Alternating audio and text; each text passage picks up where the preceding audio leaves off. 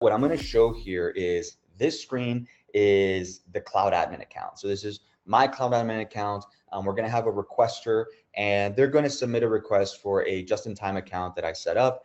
And I'm also going to give you a little preview of what the remote access looks like, because again, that whole sequence is what most contractors should be using. I have this use case is more for that customer that has a lot of contractors coming in that only need access to certain systems or certain accounts for a specified amount of time, right? So right here, as we go through, just showing you around, showing you that I'm the cloud admin user, I navigate to my secret server.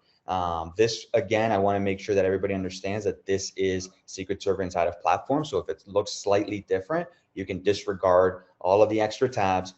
This is the same in secret server. It should all be one-to-one. So right here are my two just-in-time accounts, and I'm just showing you what the cloud admin can see. So you can see that the recording is enabled for any launcher, whether I'm using the native launchers or I'm going to use remote access. Recording is enabled for both of these accounts, right? The one that we're going to be using is this just-in-time 3. I'm clever with my naming conventions, so there you go. And now we're going to switch over to my end user. He's going to log in. And once he logs in, you're going to see that he has very limited view. Mine was much more advanced. I had a bunch of other tabs. Now this is a contractor that's logging in to their secret server, and they're going to go to the vault and they're going to see those secrets. So these are the secrets that they have access to, that they can see. And the two, obviously, again, for this demo, are the just-in-time ones. So whenever they go in and click the just-in-time 3, this is what they see. They see the secret, but they can't do anything with it until they request approval, right? Once they submit that request for approval, they can define, a reason for the request. Again, this is different than comment, which I will cover as well here, but I'm going to pause a little because you can see he asked for 30 minutes, right? It's just the default that we asked for. So that request gets submitted. We go back to my cloud admin account. He's one of the approvers, and I can see it here on my notifications tab. I can go to details if I'd like to change that. Again, because I don't want him to have it for 30 minutes, I'm going to modify it like we talked about in that workflow, and I'm only going to give it to him for 3 minutes. So I'm going to put a comment in here and tell him that this is only good for 3 minutes because this is for testing. So obviously, you wouldn't do this to your contractors. But now we come back here, you can see that now, if I did not have comment required, the end user would be able to now use the secret as they need it.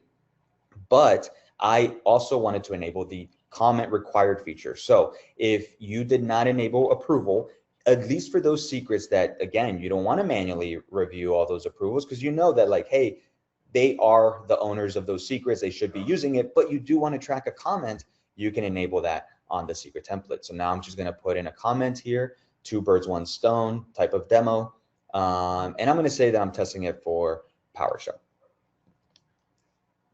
So this is important right here. So the reason I'm sharing this and circling this with you guys is because I want you to notice that we are not displaying the password to this user. So my admin can see the password, but this user cannot. All they see is just a secret information.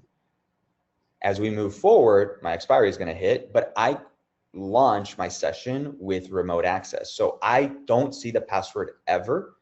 I hit the remote access, and now what's going to happen is a web browser session is going to launch into my Windows server as my vaulted credential. So again, if I needed to enter this user's password because I wanted to run something and it prompted me for it, I wouldn't know it. I'm just showing here that it is Jade, but because I am Jade on this system, then I can just elevate my PowerShell and start performing the tasks that I needed to on this system because that's the one that I have access to.